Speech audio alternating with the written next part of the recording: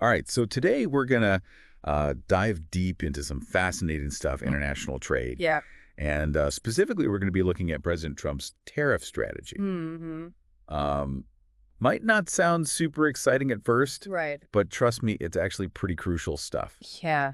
especially if you're, aiming for those UPSC exams. Yeah, definitely. We've got some really insightful articles here from the Indian Express and the Hindu Science. Of course. to kind of guide us through this. Yeah. And we're going to break it down in a way that's, hopefully clear and concise and maybe even, dare I say, a little bit interesting. Yeah, absolutely. This is a topic that's relevant for both the mains and the prelims exams. Oh, very good. Touching on, international relations, economics, all that good stuff. We'll help you make sense of the jargon, analyze how it all impacts India, and give you the knowledge you need to tackle those exam questions with confidence. Perfect. So first things first, let's make sure we're all on the same page here. Yeah. What exactly are we talking about when we say tariffs? Right. What is a tariff? Yeah, so imagine you have two friends selling cars, right? What? One imports them from China, let's say for $10,000. Okay. The other makes them here in the U.S. for, let's say, $12,000. Right. Most people are probably going to go for that cheaper imported car, right? Yeah, makes sense. So to protect that domestic car industry, the government could impose a tariff, let's say 50%, Okay. on those imported cars. So that bumps the price up to $15,000, suddenly makes those U.S.-made cars look a lot more competitive. Okay. Yeah, that makes sense. It's basically like a tax then on imported goods. Exactly. A way to kind of level the playing field. Mm-hmm. But why else? I mean, beyond protecting local industries, why else might a country, decide to use tariffs? Well, tariffs, they can be a big source of revenue for governments. All right. It's like a targeted tax on specific goods, especially those that are, in high demand. Mm-hmm. And, it's not always about slapping on the highest possible tariff. Sometimes a lower, more strategic tariff, like 5 or 10%, can actually be more effective. Oh, interesting. You raise some revenue, but you don't make those imported goods so expensive that it impacts sales volume. Right. It's a balancing act. Exactly. Now, the source material also mentions something about tariffs encouraging foreign direct investment, Yes. or FDI as they call it.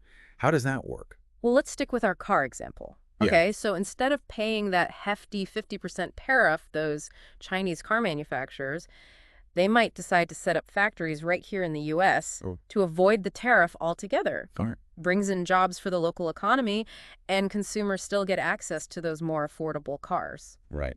Makes sense. Okay. So I'm starting to see how this can get, pretty complex. It can. But what happens then if a country like China isn't too happy with these tariffs? How can they retaliate? Oh, they've got a few options. Okay. One is what's called dumping. Dumping. Yeah, basically, they absorb the cost of the tariff themselves. They continue selling those cars at the lower price, even if it means taking a short-term loss. Wow. Why would they do that? That sounds risky. It is. It's risky.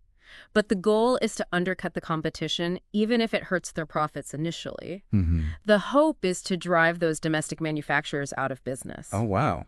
Potentially gain a monopoly later on down the line. Then they can increase prices to make up for those early losses. It's a long game strategy. Yeah, playing the long game there. Are there other ways that they could retaliate, though? Absolutely. They could just pass the cost of the tariff onto the consumers. Okay. So, adding that extra $5,000 onto the price tag, Right. It might hurt their sales, but it could also create a ripple effect and push those domestic car makers to raise their prices as well, even without improving quality. Yeah. So it's often the consumer that ends up paying the price. That's a good point. We talked about FDI before. Could that also be a way to retaliate? Sure. Instead of absorbing the tariff or passing it on China, could invest in setting up those factories in the U.S. Mm-hmm. Bypasses the tariffs altogether. But it's a big decision, right? Labor and production costs might be higher in the U.S. So it's a strategic move with its own, risks and rewards. All right. This is all getting quite intriguing, actually. Yeah. What are some other retaliation strategies that we should be aware of? Well, there's trade rerouting. Trade rerouting. Yeah. Okay. So China could export those cars to a country like Mexico that has a free trade agreement with the U.S. Okay. They could then repackage the cars or re-export them to the U.S. disguised as local products. Clever. Yeah. Find a loophole in the system. A bit sneaky. Yeah. But yeah, I get it. And I suppose there's always the possibility of just, all-out trade war. Unfortunately, yeah. Yeah. Imagine China retaliating with their own tariffs on U.S. exports, like agricultural products or airplanes. Right. It escalates into this tit-for-tat exchange, Mm. disrupts global trade flows, impacts everybody involved. Yeah, high-stakes game. It is. All right, so we've got dumping, we've got passing on costs, we've got setting up factories, rerouting trade wars. Mm-hmm. Oh, and one more that I almost forgot. Currency devaluation. Oh, yeah, that's a big one. So China could manipulate their currency, the renminbi, to offset the impact of U.S. tariffs. Exactly. Make their products cheaper in the U.S. market, essentially neutralizing the effect. Mm-hmm. So that's quite a toolbox that they have there. Right. Let's shift gears a bit now and talk about the man behind these tariffs. Donald Trump. Right. Is his approach a carefully calculated tactic, or does he genuinely believe in tariffs as a long-term policy? That is the million-dollar question, and it's one that sparked a lot of debate amongst experts. Yeah, I bet. Some believe that Trump, with his background as a businessman, he's using tariffs as leverage to secure better deals in, various areas like immigration, for example. So he's playing hardball. Yeah. Using tariffs as a bargaining chip to kind of get what he wants. And there is some evidence to support this view. The White House has openly said that those tariff threats on Canada and Mexico were aimed at addressing issues like illegal migration and drug trafficking. Similarly, his threats toward the EU are seen by many as more about negotiating favorable trade terms than actually imposing those tariffs. So it's a power play then. But is it all just a bluff? Well, that's where it gets tricky. Right. While there is evidence to suggest that Trump uses tariffs as a negotiating tactic, many experts hesitate to dismiss his stance entirely. Right. His unpredictable nature makes it difficult to gauge his true intentions. I mean, he is known for shaking things up. So is there another side to this coin then? There is. Some analysts believe that Trump genuinely sees tariffs as beneficial for the U.S. economy in the long run. This uncertainty makes the global trade landscape unpredictable and adds, a layer of risk for everyone involved. Yeah, that's a crucial point. Now let's bring this a little closer to home. What does all this mean for India? Right. Should we be worried about getting caught in the crossfire of these trade tensions? This is particularly relevant for our UPSC aspirants out there. Absolutely. Fortunately, experts generally agree that India isn't a primary target of Trump's tariff policies. Okay, well, that's good news. But why is that? Well, it comes down to bilateral trade agreements. Okay. These agreements set terms that benefit both countries involved. Compared to larger players, India's bilateral trade with the U.S. is relatively small. Okay. So it minimizes its exposure to potential tariffs. So we're not really on their radar because our trade volume isn't significant enough? Essentially, yes. And that limited trade volume acts as a buffer, protecting India from the direct impact of those tariffs. So if I'm understanding this correctly, then the direct impact of Trump's tariffs on India is likely to be minimal, at least for now. Yeah, that seems to be the consensus among experts. Okay. But we can't forget that the global economy is interconnected. What happens in one part of the world can have ripple effects elsewhere, even if a country isn't directly targeted. Right. Even if we're not the bullseye, we could still feel the shockwaves. Exactly. This has been a fascinating discussion so far. We've unpacked the basics of tariffs, examined those different retaliation strategies, and even delved into the motivations behind Trump's actions. Yeah. But we're just getting started. Before we move on to the potential indirect impacts on India and what the future might hold for global trade, let me just remind you that this topic is crucial for those UPSC exams. Absolutely. Particularly for the papers on economics and international relations. For sure. Understanding these global dynamics is essential not just for those exams, but for navigating the world around us. Absolutely. Stay tuned for part 2, where we'll explore the potential indirect consequences of these tariffs on India and what the future might hold for global trade. Don't forget to like and subscribe to our channel for more insightful deep dives. Yes, please do. And a big shout out to the Indian Express and the Hindu for the fantastic source material that helped us put this together. Great sources. All right, we'll see you in part 2. Looking forward to it. Welcome back. So before the break, we were talking about how even though India might not be a direct target of Trump's tariffs, we could still feel some repercussions. Yeah, it's like, think of a pond. When you throw a stone into it, the ripples spread out. They affect even those seemingly calm corners. The global economy is interconnected in a similar way. So what kind of ripples should India be prepared for?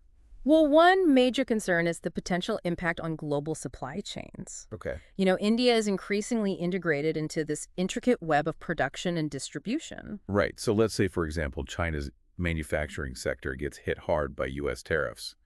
Could that disruption then trickle down and affect industries in India that depend on, Chinese components or materials. Exactly. It's a domino effect. Sure. And remember, it's not just about direct imports from China. Disruptions in other major economies could also have an indirect impact on India. Ooh, right. For instance, if the EU faces an economic downturn due to these trade tensions, their demand for Indian goods and services could decrease. Yeah, that makes sense. Yeah. It really highlights how interconnected the global economy is. So what can India do to kind of mitigate these potential risks? Well, diversification is key. Reducing reliance on any single market, exploring new trading partnerships. This could involve strengthening ties with other Asian economies as well as countries in Africa and Latin America. So it's like spreading the risks. We're Yeah. not putting all our eggs in one basket. Precisely. Mm. Another important step is to focus on boosting domestic manufacturing and innovation. Hmm. If India can produce more goods and services domestically, Right. we'll be less vulnerable to those external shocks. Yeah, like building a more resilient and self-reliant economic foundation. Exactly. And let's not forget the role of diplomacy. India needs to actively engage with other countries, Mm-hmm. both bilaterally and through multilateral forums, to advocate for a more predictable and rules-based trading system. So it sounds like India needs to be proactive on the global stage and not just sit back and watch things unfold. Absolutely. Yeah. Passively waiting on the sidelines is not an option in this dynamic and complex global landscape. Right. But it's not all doom and gloom, right? Yeah. There Yeah. could be some potential benefits for India amidst all this uncertainty. Yeah, there could be. Oh, a silver lining, perhaps? Tell me more. Well, some economists believe that as companies search for alternatives to China, India could benefit. Okay. We could see increased foreign investment, a boost in our manufacturing sector as businesses relocate. So it's like a potential opportunity emerging from a challenging situation. Exactly. But it's important to approach this with cautious optimism. Yeah. India faces stiff competition from other emerging economies who are also vying for those relocating businesses. So we can't just sit back and expect everything to fall into our lap. No, you're right. To capitalize on this potential shift, India needs to tackle some of those structural challenges that have held back its manufacturing sector, things like bureaucratic red tape and infrastructure bottlenecks. So it's about creating a welcoming and efficient environment for businesses. Precisely. We need to showcase our strengths, a young and skilled workforce, a vast domestic market. So there's a lot that needs to happen for India to truly benefit from this potential shift in global trade. Absolutely. Government policies played a huge role in shaping a business-friendly environment. Policymakers need to prioritize reforms that streamline business processes, strengthen infrastructure, and promote skill development. It seems like India is at a crossroads. We have a window of opportunity, but seizing it requires strategic action and decisive leadership. This whole discussion about tariffs and global trade has been incredibly insightful. Yeah. We've explored the potential risks and opportunities for India in this shifting landscape. But let's zoom out for a moment. What does all of this tell us about the future of international cooperation? That's a critical question. If tariffs are increasingly used as a way to advance nationalistic agendas rather than a means to regulate trade fairly, it could weaken the foundation of the multilateral trading system. Okay. And that system has been instrumental in driving global economic growth for decades. So it's like we're risking the erosion of trust and collaboration on the global stage. Precisely. And that's a worrying trend. A world marked by protectionism and trade wars is likely to be less prosperous and less stable. That's a sobering thought. Is there any way to prevent this downward spiral? It's a complex challenge, but ultimately it requires a renewed commitment to dialogue cooperation and a rules-based approach to international trade. So it sounds like we need to work together to find common ground and solutions rather than retreating inwards. Exactly. And that requires strong leadership both at home and on the international stage. We've covered so much ground today. We demystified tariffs, analyzed their potential impact on India, and even contemplated the future of global trade. It's a big topic. It is. Before we wrap things up, are there any key takeaways you want to highlight for our listeners, especially those gearing up for the UPSC exams? Absolutely. I think the most important takeaway is that tariffs are multifaceted. Okay. They aren't just economic tools, they're also instruments of political strategy and leverage. Right. It's not just about economics, but also about power dynamics and national interests. Exactly. I'd also emphasize the importance of analyzing these issues from different angles. So not just looking at the direct impact on India, but understanding the broader global context and how everything is interconnected. Precisely.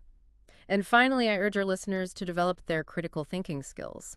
Don't just accept information at face value. Question assumptions, analyze different arguments, and form your own well-informed opinions. That's excellent advice. Yeah. Those critical thinking skills are essential not only for exams, but for navigating the complexities of life in general.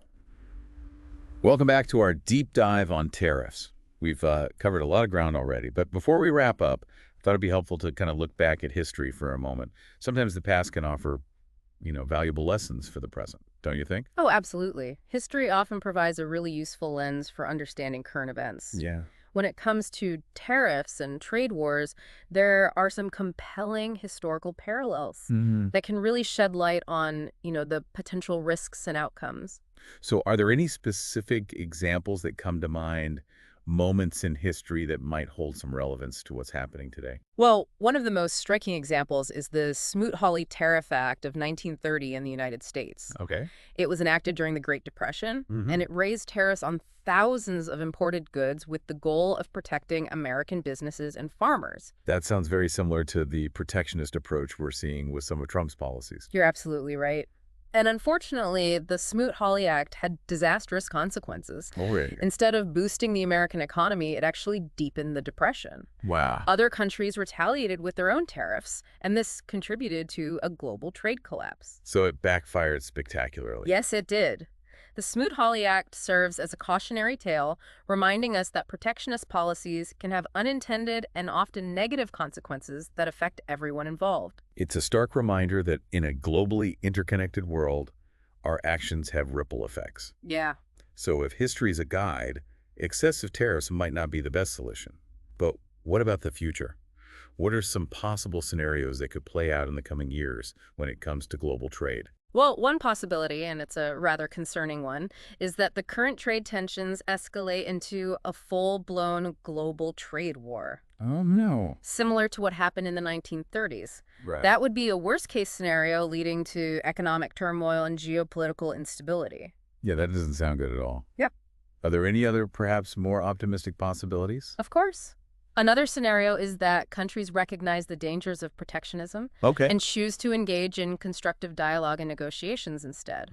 This could lead to a gradual de-escalation of trade tensions and a return to a more rules-based trading system. That sounds much more promising. Yeah. It highlights the importance of diplomacy and international cooperation. Precisely.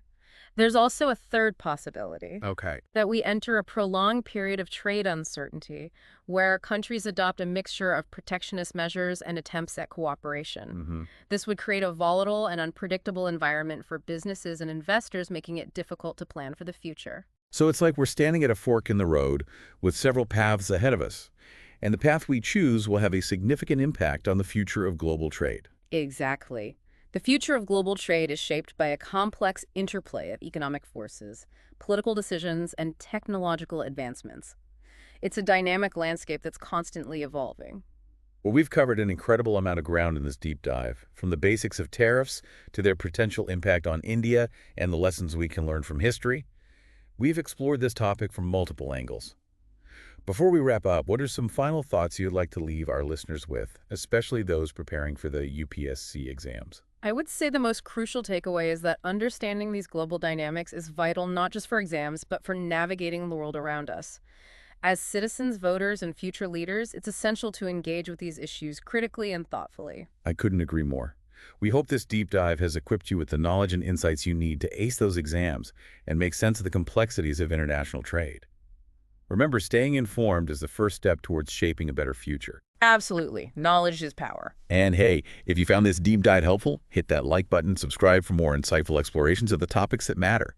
A huge thank you to the Indian Express and the Hindu for providing the excellent source material that made this episode possible. Until next time, keep those brains buzzing